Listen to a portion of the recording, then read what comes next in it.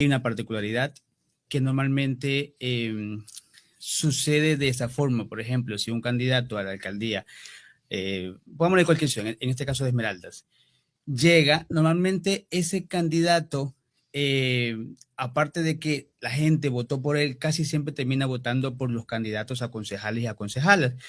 Y eso se ha visto en la mayoría de las elecciones, pues, ¿no?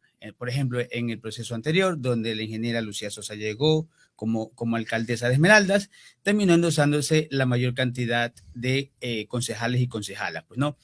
Ahora sucede algo particular, no llegó la candidata del PSC, en este caso la doctora Ana Rocío Cox, pero sin embargo, para este proceso del Consejo Municipal, termina endosándose la mayor cantidad de concejales que van a estar ahí en el marco de sus funciones, por cierto.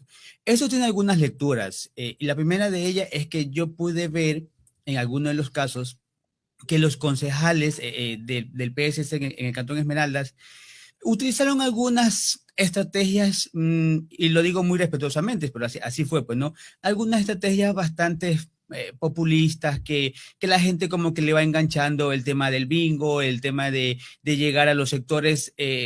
En la mayoría de los casos casi siempre caminaban grupal los cuatro, ¿no? Del un lado y del otro. Entonces la gente pudo también evidenciar los rostros, los nombres, seguramente pudieron llegar con propuestas más claras. La gente, si le dio el voto y no le dio el voto, en este caso a la candidata a la alcaldía, es porque en esa sintonía social, política, logró engancharse mucho más con ellos que con su propia candidata a la alcaldía de Claro, Esmeraldas. los que votaron para la alcaldía, los que votaron para los concejales no votaron para la alcaldía. No. No, y que por supuesto, si vemos la cantidad de votos que sacaron los concejales y concejalas, actualmente concejales y concejalas, habían dos posibilidades, que con esa misma cantidad de votos llegara a la alcaldía de Esmeraldas la candidata de ellos y de ellas, o que por lo menos tuviera más votos de los que reflejó, que no fueron tampoco pocos, también fueron muchos, pero sin embargo no le alcanzó para posicionarse como alcalde. Entonces, hay lecturas realmente que no se terminan de hacer, sino justamente hasta poder hacer,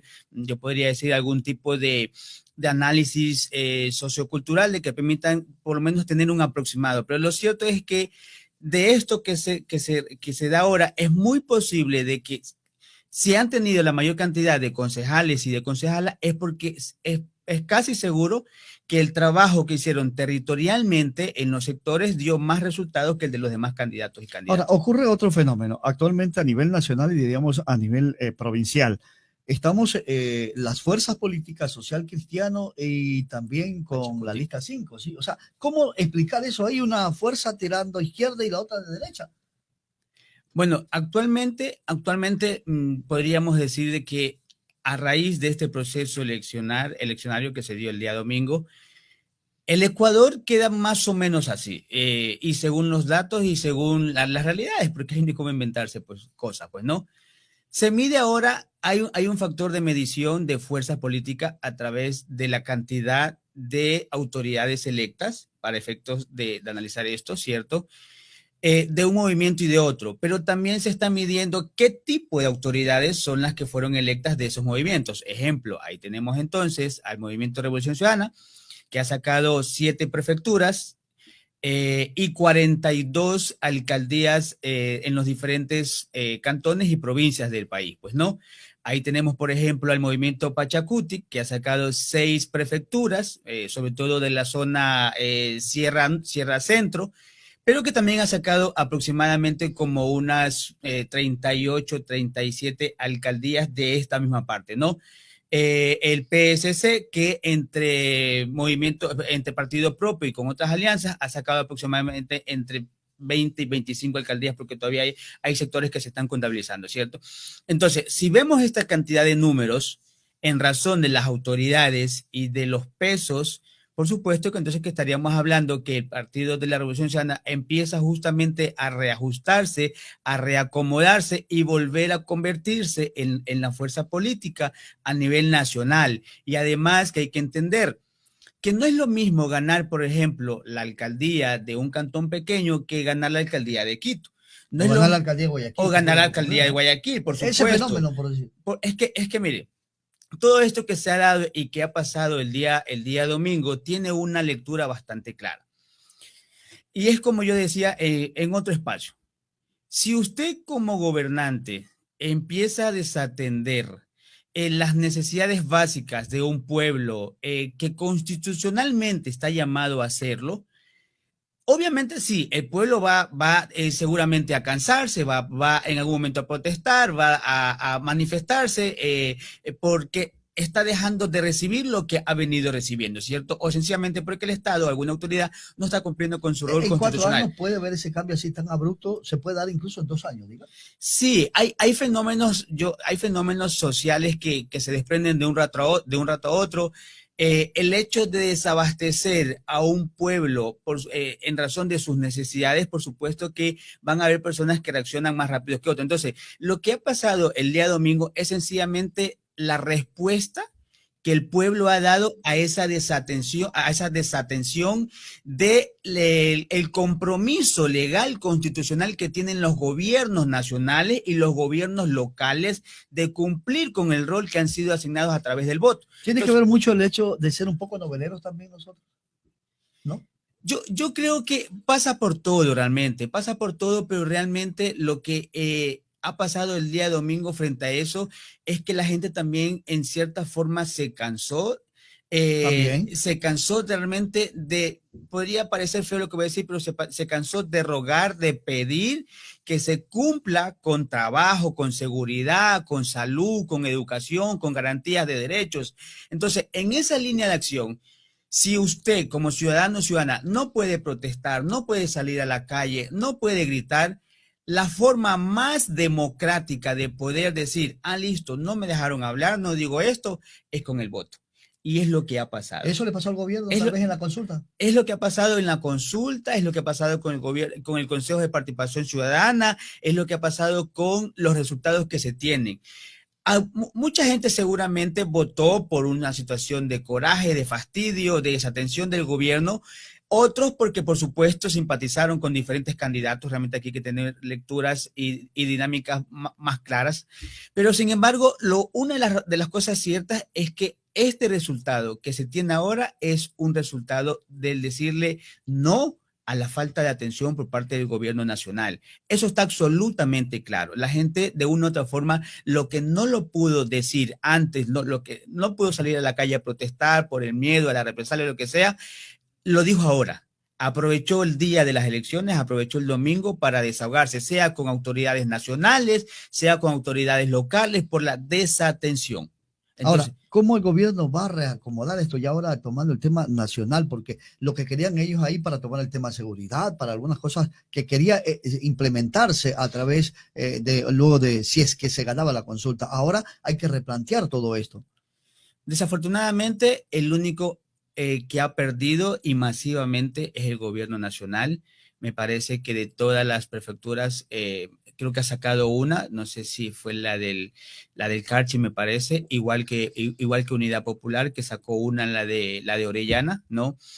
Entonces, dijo ahora en la mañana el ministro de Gobierno, dijo de que está dispuesto al diálogo y de que esta es una lectura de que lo van a tomar, de que no solamente es un llamado de atención para el gobierno, sino que para los partidos y líderes nacionales, etcétera, etcétera.